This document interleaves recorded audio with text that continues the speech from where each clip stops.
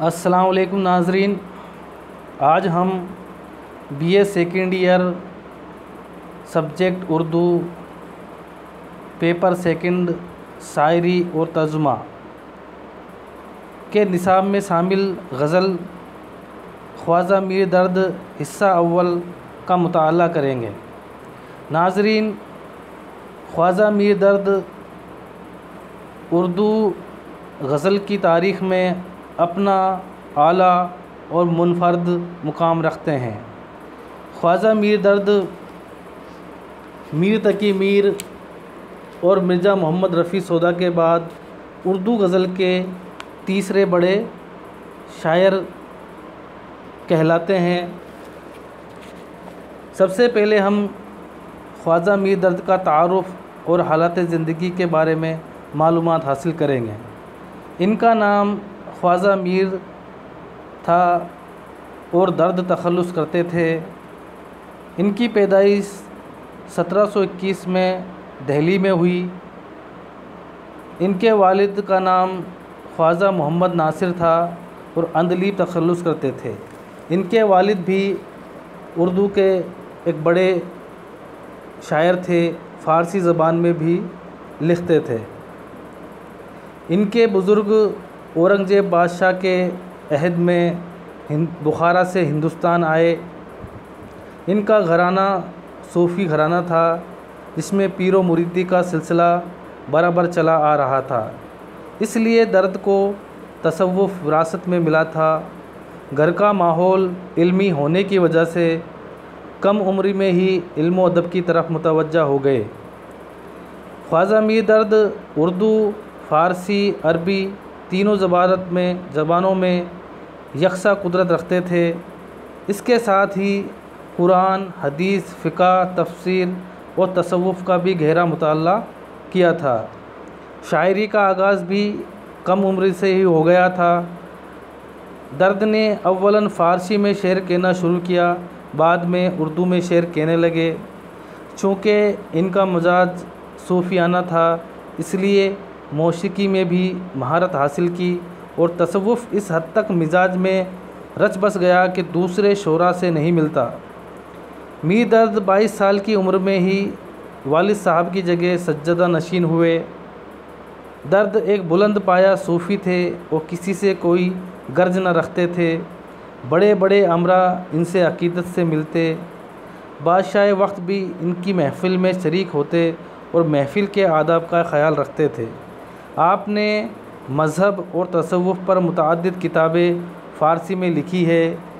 فارسی کے علاوہ اردو میں بھی ان کا دیوان شائع ہو چکا ہے۔ درد کو صوفیانہ شاعری کا بابا آدم بھی کہا جاتا ہے۔ صوفیہ شاعری کا امام بھی کہے جاتے ہیں۔ خواجہ میر درد نے کئی تصانیف لکھی ہے۔ ان میں سب سے اہم تصانیف نالۂ درد، آہ سرد، درد دل، شمع محفل، دیوانہ فارسی اور وحدات ان کی سب سے خاص اور اہم تخلیقات ہیں۔ خواجہ میر درد نے اپنے عہد میں کئی رسالے بھی نکالے۔ ان میں احکام الصلاۃ، علم الکتاب اور ولایت ان کے سب سے خاص رسالے ہیں۔ درد کی شاعری سے متاثر ہو کر اور ان کی شاعری پر تنقید کے خیالات کا اظہار کرتے ہوئے مختلف شعراء نے، ادیبوں نے اور مصنفین نے اپنے خیالات کا اظہار کیا ہے۔ امیر مینائی فرماتے ہیں کہ درد کی غزلیں پسی ہوئی بجلیاں معلوم ہوتی ہے۔ محمد حسین آزاد نے درد کی غزلوں کے متعلق اپنی رائے کا اظہار کرتے ہوئے کہا ہے کہ درد نے صحیح معنوں میں اردو زبان کا خراج اتارا۔ اس سے آگے بڑھ کر پروفیسر رام بابو سکسینہ فرماتے ہیں کہ میر درد کے ہر شعر میں معشوق سے مراد معشوق حقیقی یا مرشد سے ہے، یعنی ان کا معشوق خدا ہے جو حقیقی معشوق ہے۔ خواجہ میر درد کی شاعرانہ خصوصیات۔ خواجہ میر درد صوفی شاعری کے امام کہے جاتے ہیں۔ تصوف ان کی شاعری میں جا بجا نظر آتا ہے۔ سنجیدگی اور متانت کے ساتھ ساتھ درد و کسک، سوج و گداز ان کی شاعری کے اہم خصوصیات ہے۔ جیسا تصوف انہوں نے بیان کیا ہے اردو میں آج تک کسی سے نہ ہو سکا، غزلوں میں اپنی انفرادیت کے سبب وہ سب سے الگ ہیں۔ ان کے یہاں عشق مزاجی کی چاشنی کے ساتھ ساتھ عشق حقیقی کی لذت بھی موجود ہے، اور ان کا عشق حقیقی خدا تعالیٰ سے تعلق رکھتا ہے۔ فلسفہ وحدت الوجود اور وحدت الشہود ان کے پسندیدہ موضوعات ہے۔ موسیقی سے لگاؤ ہونے کی وجہ سے ان کی غزلیں ترنم سے بھرپور ہے۔ عام طور پر چھوٹی بحروں کا استعمال کرتے ہیں اور الفاظ اس سلیقے سے ترتیب دیتے ہیں کہ شعر میں صوتی حسن آ جاتا ہے۔ زبان صاف، سادہ اور شیریں ہے۔ محاوروں کی چاشنی، تسبیحات اور استعارات ان کی کلام کی خصوصیات ہے۔ اس طرح ہم نے خواجہ میر دد کی شاعری کی خصوصیات میں جانا کہ خواجہ میر دد کی شاعری میں تصوف اور صوفیانہ خیالات کے ساتھ ساتھ فلسفہ وحدت الوجود جا بجا نمایاں نظر آتا ہے۔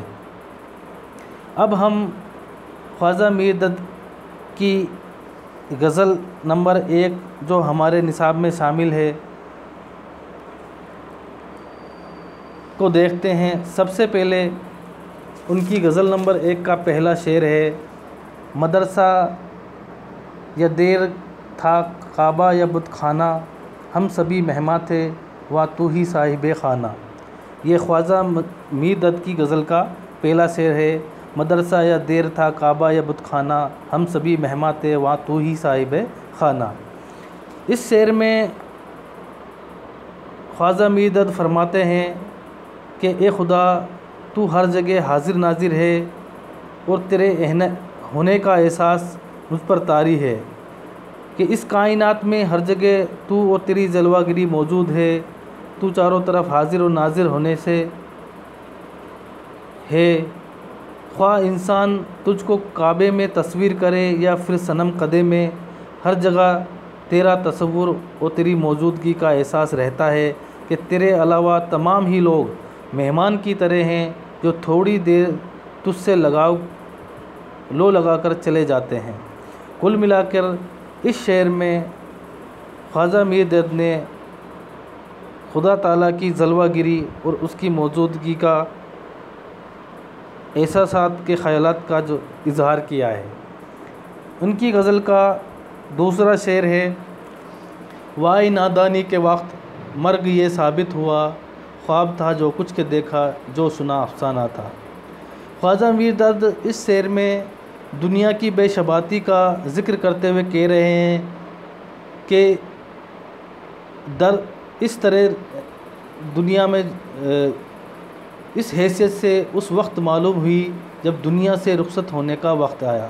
یعنی خواجہ میر دد کو دنیا کی حیثیت کا پتہ اس وقت چلا جب وہ اس دنیا سے رخصت ہونے والے تھے، اور جو کچھ بھی ہماری زندگی میں دنیا کی رغبت اور محبت اپنا مقام بنا چکی ہے وہ تو محض ایک خواب کے مانند ہے کہ آنکھ کھلی اور ٹوٹ گئی، یعنی موت آئی اور دنیا سے رشتہ ختم ہوا۔ تو اس والے شعر میں خواجہ میر دد نے دنیا کی بے ثباتی کا ذکر کرتے ہوئے دنیا کو ایک خواب کی تشبیہ دیتے ہوئے بیان کیا ہے۔ خواجہ میر دد کا اگلا شعر ہے: حیف کہتے ہیں ہوا گلزار تارج خزاں، آشنا اپنا بھی وا ایک سبزۂ بیگانہ تھا۔ خواجہ میر دد اس شعر میں اس بات پر افسوس کا اظہار کر رہے ہیں کہ ہمارا گلزار باد خزاں کے سبب تارج و برباد ہو گیا، یعنی ختم ہو گیا، کیونکہ اسی خزاں کی زرد میں باغ کی ہریالی تھی اور اس نے بھی باغ میں پھولوں کے ساتھ ساتھ اپنا وجود ختم کر دیا۔ یعنی زندگی کی بے ثباتی کو اس میں بھی ذکر کیا ہے اور اس بات پر افسوس کر رہے ہیں کہ جس طرح خزاں میں باغ برباد ہو جاتا ہے، اسی طرح جو ہے زندگی بھی ختم ہونے کی والی ہے، اور وہاں بھی اپنا جو ہے زندگی کو جو ایک سبزہ بیگانہ تھی وہ ختم ہونے کے کگار پر پہنچ چکی ہے۔ اگلا شعر ہے: ہو گیا مہماں سرائے کثرت موہوں میں آہ، وہ دل خالی جو تیرا خاص خلوت خانہ تھا۔ بہت اعلیٰ پائے کا شعر ہے۔ میر درد فرما رہے ہیں کہ میرا دل جس میں تیرے سوا کسی کی محبت کا بسیرا نہ تھا، وہ تیرا خاص خلوت خانہ تھا، یعنی اے خدا تو میرے دل کے اندر موجود تھا، وہ تیرے رہنے کی جگہ تھی۔ اب تیری آرزو، تیرے ارماں و خوشی کے بجائے صرف اور صرف آہ نالہ کا ٹھکانہ بن گیا ہے، یعنی میرے دل کے اندر تیری موجودگی کے بجائے اب دنیاوی چیزیں گھر کر گئی ہے، اور میرے دل سے آہ و فغاں کی لو اٹھ رہی ہے۔ میر درد کی غزل کا یہ آخری شعر ہے کہ بھول جا خوش رہے اب سے وہ سابق مت یاد کر، درد یہ مذکور کیا ہے آشنا تھا یا نہ تھا۔ یہ مقطع کا شعر ہے جس میں شاعر نے اپنا تخلص بیان کیا ہے۔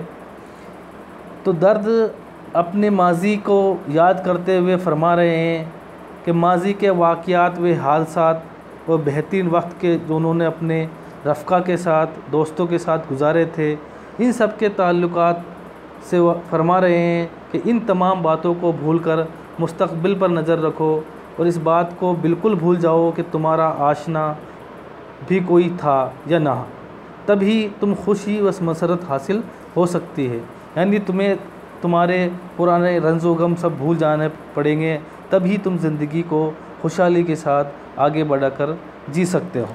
اس طرح خواجہ میر درد کی غزل کا یہ آخری شعر، اور اسی کے ساتھ یہ غزل ختم ہوتی ہے۔ شکریہ۔